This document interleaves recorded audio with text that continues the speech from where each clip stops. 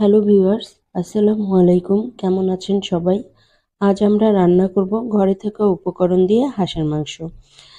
যাদের হাঁসের মাংসের একটা উটকো গন্ধ লাগে, এই পদ্ধতিতে রান্না করলে তাদের আর গন্ধ লাগবে না। খুব সহজ এবং কম সময়ে রান্নাটি করে নিতে পারবেন। তো চলুন আমরা চলে যাই মূল ভিডিওতে। প্রথমে আমরা হাঁসটি বেছে নেব। বেছে নেওয়ার পরে হাঁসটি এইভাবে সুন্দর করে পুড়িয়ে নেব। হাঁস যত সুন্দর করে পোড়ানো হবে তত হাঁসের টেস্ট আরও বেড়ে যাবে। এবার আমরা মাংসটা মেরিনেট করার জন্য একটা মশলার পেস্ট বানিয়ে নিব। চলুন দেখে নিই কি কি লাগছে পেস্ট বানাতে। নিচ্ছি 2টা পেঁয়াজ কুচি, 1.5 টেবিল চামচ ধনিয়া, 6 থেকে 7টা শুকনা মরিচ, 1.5 টেবিল চামচ জিরা। এখন আমরা এই সমস্ত উপকরণ একটি ব্লেন্ডার জারে ব্লেন্ড করে নিব। পেঁয়াজ, জিরা, ধনিয়া, শুকনো মরিচ একটি ব্লেন্ডার জারে ব্লেন্ড করে নিলাম। ব্লেন্ড করার পর আমাদের এই পরিমাণ একটা পেস্ট তৈরি হলো। নিচ্ছি রসুন বাটা 2 টেবিল চামচ, আদা বাটা 2 টেবিল চামচ, হলুদ গুঁড়া 2 চা চামচ, গরম মশলার গুঁড়া 2 চা চামচ। আমরা এখানে 1 কেজি পরিমাণে হাঁসের মাংস নিয়েছি। মাংসগুলো আমরা এভাবে রেগুলার কাট করে নিয়েছি। এখন আমরা মাংসটা মেরিনেট করব। মাংসটা মেরিনেশনের জন্য আমরা যে মশলাটা বানিয়ে নিয়েছিলাম তার সবটুকুই এখানে ব্যবহার করব। খুব সুন্দর করে সবটুকুই এখানে দিয়ে দিব। এরপর দিব আদা বাটা, রসুন বাটা, হলুদ গুঁড়া এবং গরম মশলার গুঁড়া। সম্পূর্ণ মশলাটাই আমরা মাংসের মধ্যে খুব ভালোভাবে মেখে নিব। যাতে করে সমস্ত উপকরণ মাংসের সাথে ভালোভাবে মিশে যায়।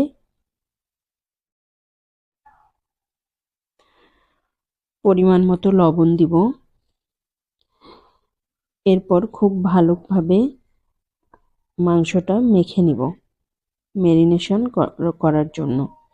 খেয়াল রাখতে হবে মাংস ও মশলা যেন সুন্দর করে মাখানো হয়, একটুও যেন বাকি না থাকে। প্রত্যেকটা মাংসের গায়ে গায়ে যেন মশলাগুলো লেগে যায় সেদিকে খেয়াল রাখতে হবে। এতে সমস্ত মাংসের ভিতর মশলা ঢুকে যাবে এবং রান্নাটা অনেক মজাদার হবে ও খেতে অনেক টেস্টি হবে। নিচ্ছি 2টো তেজপাতা ছিঁড়ে, 6-7টা লবঙ্গ, 6-7টা দারচিনি ও 6-7টা এলাচ। এই সব উপকরণ দিয়ে আমরা একটা তেলে ফোড়ন দিব। চুলায় একটি কড়াই বসিয়ে নিচ্ছি এবং চুলার আগুনটা জ্বালিয়ে দিচ্ছি। এবার আমরা কড়াইটা একটু গরম হওয়ার জন্য অপেক্ষা করব।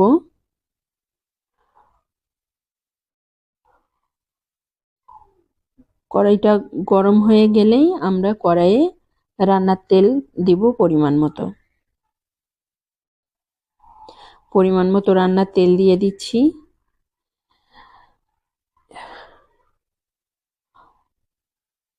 ফোড়ন দেওয়ার জন্য আমরা যে মশলাটা রেখেছিলাম রেডি করে, এখন সেই মশলাটা আমরা তেলের মধ্যে দিয়ে দিচ্ছি। যেটুকু মশলা নিয়েছিলাম সবটুকু মশলাই আমরা তেলের মধ্যে দিয়ে দিব। এবার আমরা মশলাটা একটু নেড়ে চেড়ে নিব এবং এই মশলাটা হালকা ভেজে নিব। আমরা খুব ডিপ করে ভাজবো না। অতিরিক্ত ভাজা হলে মশলাটা পুড়ে যেতে পারে এবং তখন তরকারির টেস্টটা পরিবর্তন হয়ে যাবে। মশলাগুলো ভাজতে ভাজতে হালকা একটা ফ্লেভার ছড়াবে, তখন আমরা বুঝবো মশলাটা হয়ে গেছে। খুব কড়া করে আমরা মশলাটা ভাজবো না। এরপর আমরা এর মধ্যে কুচি করে রাখা পেঁয়াজ দিব 1 কাপ।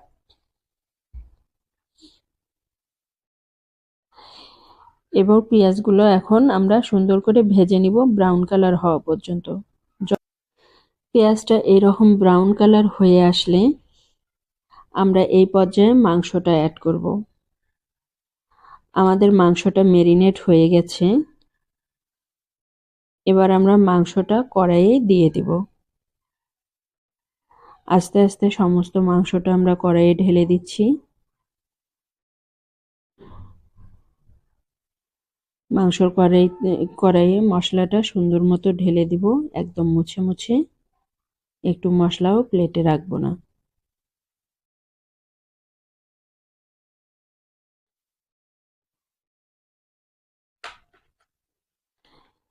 এবার মাংসটা হালকা হাতে একটু নেড়ে দিব। এই পর্যায়ে মাংসে আমরা এক্সট্রা কোনো পানি অ্যাড করব না, কারণ মাংসের থেকে নিজে থেকে একটা পানি উঠবে, যে পানিতে আমরা মাংসটা কষিয়ে নেব।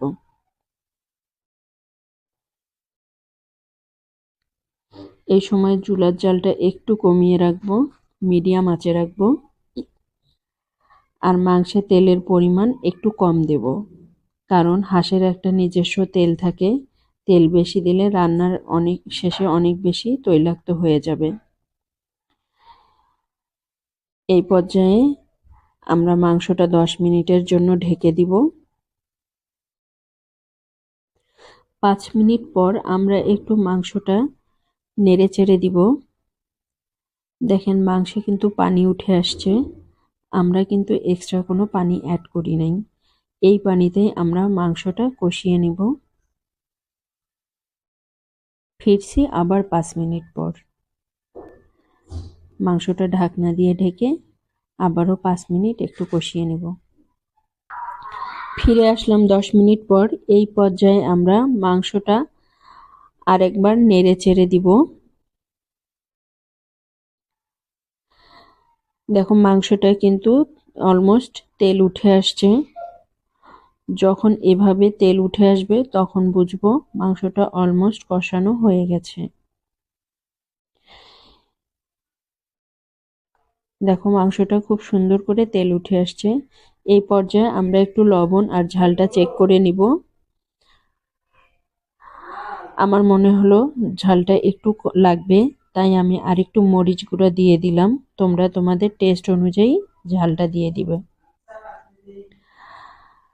আবারও 2 মিনিটের জন্য ঢেকে দিচ্ছি, আসছি 2 মিনিট পর। ফিরলাম 2 মিনিট পর। এখন আমরা মাংসটার ঢাকনা খুলে দেখব। দেখুন মাংসটা কিন্তু তেলে ভেসে উঠেছে, দেখতেও অনেক লোভনীয় লাগছে। এক্ষেত্রে আমরা মাংসটা এখন চেক করে দেখব মাংসটা পুরোপুরি সিদ্ধ হয়েছে কিনা, এবং সিদ্ধ হওয়ার জন্য পরিমাণ মতো পানি অ্যাড করব। আমরা চেষ্টা করব এখানে গরম পানি অ্যাড করার জন্য, কোনোভাবেই ঠান্ডা পানি দিব না। এতে করে মাংসটা খেতে অনেক টেস্টি ও সফট হবে। এবার আমরা মাংসটা সিদ্ধ হওয়া পর্যন্ত অপেক্ষা করব। ফিরছি সিদ্ধ হওয়ার পরে। এই পর্যায়ে আমরা আরেকবার মাংসটা একটু নেড়ে দিব। দেখো মাংসটা কিন্তু তেলে উঠে এসেছে এবং অনেক সুন্দর একটা কালার চলে এসেছে। এখন আমরা মাংসটা নামিয়ে নিব ও সার্ভ করব। আরেকটা কথা, তোমরা চেষ্টা করবে পুরো রান্নাটা মিডিয়াম আঁচে করার জন্য, এতে করে মাংসের মধ্যে মশলাগুলো খুব ভালোভাবে ঢুকে যাবে। এবার আমরা মাংসটা একটি সার্ভিং ডিশে তুলে নিব। দেখো মাংসের কালারটা কিন্তু অসাধারণ সুন্দর হয়েছে ও গ্রেভিটাও অনেক পারফেক্ট পরিমাণে হয়েছে। দেখতে কিন্তু অনেক লোভনীয় লাগছে। এই মাংসটা তোমরা ভাত ও রুটির সাথে সার্ভ করতে পারবে। হয়ে গেল আমাদের হাঁসের ভুনা মাংস। তো তোমরা এই প্রসেস অনুসরণ করে খুব সুন্দর ও মজাদারভাবে রান্না করে নিতে পারো হাঁসের ভুনা মাংস, যেটা খেতে অনেক টেস্টি ও অনেক বেশি লোভনীয়।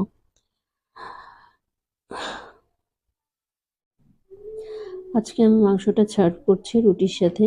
রুটির সাথে হাঁসের মাংস খেতে অনেক টেস্ট লাগে এবং আমার বেবি ও বেবির বাবাও খুব পছন্দ করেন রুটি দিয়ে হাঁসের মাংস খেতে, তাই আমরা আজকে রুটির সাথে হাঁসের মাংস পরিবেশন করে দেখাচ্ছি। তোমাদের যদি আমার এই ভিডিওটি ভালো লাগে তবে আমার চ্যানেলটা সাবস্ক্রাইব করে দাও ও বেল আইকনটি অন করে দাও পরবর্তী ভিডিওর আপডেট পাওয়ার জন্য। ধন্যবাদ, টাটা।